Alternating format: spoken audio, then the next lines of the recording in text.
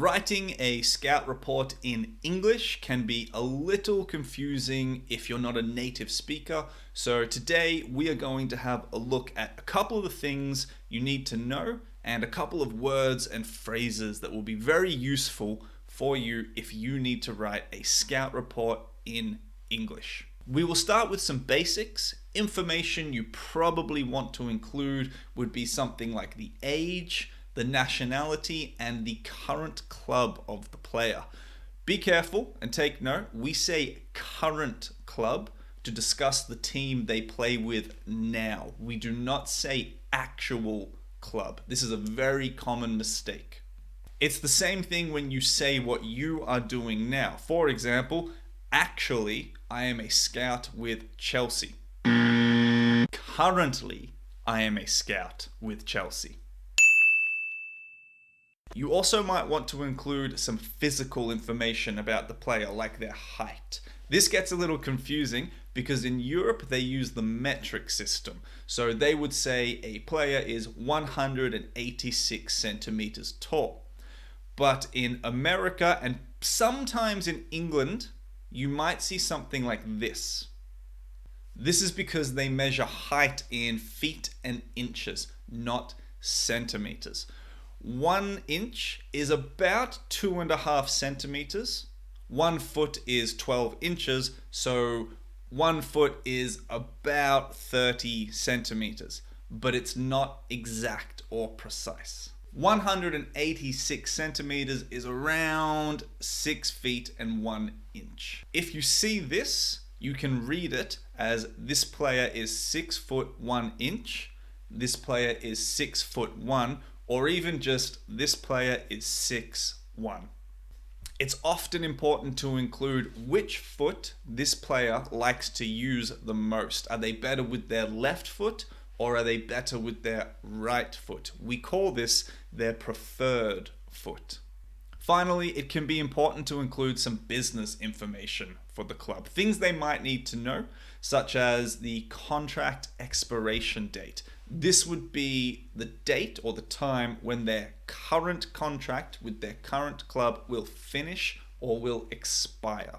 The club will also like to know how much money they need for this player. You can give them an estimated market value. The market value is how much this team will need to pay the other team to buy the player. It's how much the player will cost if the contract is not expired. And you can include what the player's estimated wages are. So the wages are how much you will pay the player or how much the club will pay the player directly. That's a lot of the basic information you probably want to include about the player. Now let's have a look at what you can say about the player's abilities, the positives and the negatives. We will start by having a look at some positive phrases.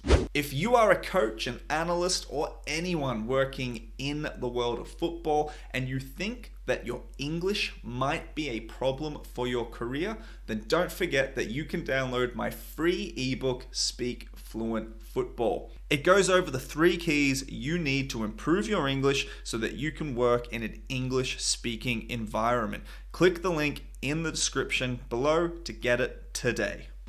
This player is well-rounded and shows an excellent work rate. He is an outstanding ball carrier and very creative in his passing. He is also a real goal threat. Well-rounded. A player who is well-rounded is good at all areas of the game. They are good at attacking, they are good at defending, they are good at dribbling, they are good at passing. Someone who is well-rounded is good at all these things. Usually it means they're not great at these things though. Excellent work rate. Your work rate is how hard you work, how determined you are, how focused you are. If you have an excellent work rate, it means you work very, very hard. Very good thing for a footballer. An outstanding ball carrier. Someone who carries the ball means they will dribble the ball forward towards the opponent's goal. So if you have an outstanding ball carrier, you have someone who's willing to dribble the ball from the defensive third into the midfield, from the midfield into the final third. They are willing to progress the ball by themselves. Very creative in their passing. Someone who is creative in their passing means they can make passes that other players might not even think to make. Consider someone like Luka Modric. He makes lots of passes that a lot of players, not only will they not try to make these passes, they won't even think to make these passes. A goal threat.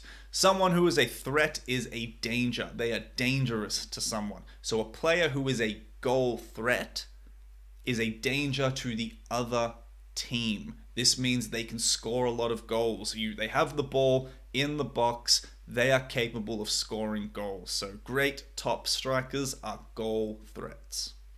Now let's have a look at a couple of negative phrases that you could use to speak about a player. This player lacks composure in difficult situations and often gets caught in possession. He is not very adaptable to different playing styles and is inexperienced. He can score some great goals, but he is very inconsistent. Lacks composure. We've talked about lack before. If you lack something, it means you do not have something or you do not have a lot of something. A player who lacks speed is not very fast. Composure is how calm you are in difficult situations. If you have the ball and there are 3 or 4 defenders around you and you get scared and you lose the ball, you lack composure. You do not have a lot of composure. Get caught in possession. If you get caught in possession, it means you have the ball, you are in possession, but the other team gets to you. Maybe they tackle you or maybe they put you into a difficult situation. You get caught in possession.